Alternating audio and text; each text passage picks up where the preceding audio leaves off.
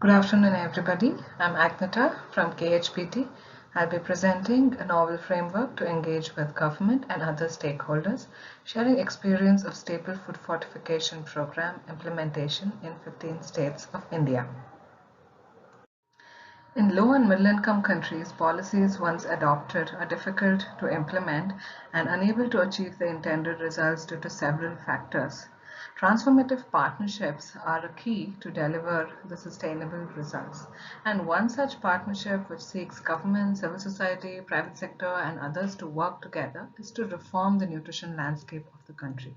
KHPT, a not-for-profit NGO, along with Global Alliance for Improved Nutrition, as a neutral representative, is catalyzing, coordinating, and implementing the scale-up of large-scale staple food fortification in the country through effective government and other stakeholder engagement to address micronutrient deficiencies through fortification in the highlighted states in the map here. The goal of the project is to champion the government and leverage private sector partnership to achieve the maximum scale of impact. With this goal, we set out objective to engage with government and other stakeholders to roll out a public policy on large-scale food fortification, and secondly, to outline a framework of key principles and strategies. Several steps were followed in a chronological order, which are mutually exclusive, one following the other, to engage with different stakeholders. The first step was a landscape analysis to identify the policies, guidelines, and other relevant documents in the context of fortification in the country. A thorough mapping and assessment of various stakeholders was performed, which involved listing of the potential stakeholders, mapping the relationship between them, identifying their role, understanding their technical capacity, and rating stakeholders based on their level of support from advisory to advocacy. This informed the government engagement and advocacy process, which involves several steps, beginning with a dialogue with policymakers at state level, demonstrating the need, demonstrating the project alignment with national policy through series of trainings and workshops to the government officials. So bringing the government on board paved way to initiate collaboration with other key stakeholders, mainly the private industries. The government played a key role here in creating an enabling environment to increase the potential return of investment in staple food fortification. So along with collaboration, achieving interdepartment convergence and alignment across multiple departments of the state playing different roles was a key to achieving the intended impact at scale.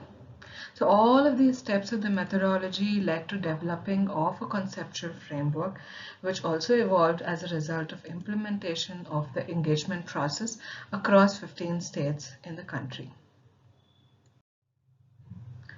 The overarching vision was to develop a framework which is fragmented yet coordinated and one that is adequate to the need and is sustainable.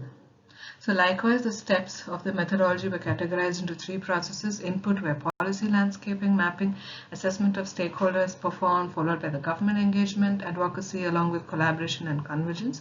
So these processes will yield the desired policy decision output in the form of circulars and issuance of orders. The execution results reveal the utility of the framework to effectively engage with governments and other relevant stakeholders for a sustainable impact. Collaboration of the government and the private sector resulted in capacitating 205 edible oil units, of which 120 are fortifying, with total tonnage of 19.6 lakh metric ton per day. 65 milk dairies are capacitated and 19 dairies are fortifying at present, with a total tonnage of 8.3 lakh liters per day. The interdepartmental convergence meetings were organized with directives issued leading to several policy changes.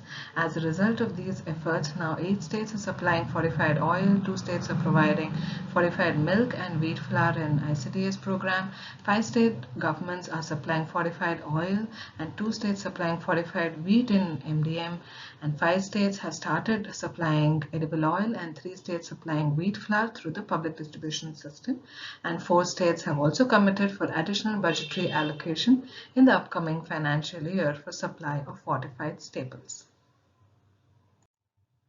Addressing the existing gaps in the implementation will ensure better reach and sustainability of fortified staples. For policy implications, states can take up phased expansion of supply of fortified staple in government safety net programs, and it's also important for states to issue directives making fortified staples mandatory in safety net programs and in the retail. Thank you.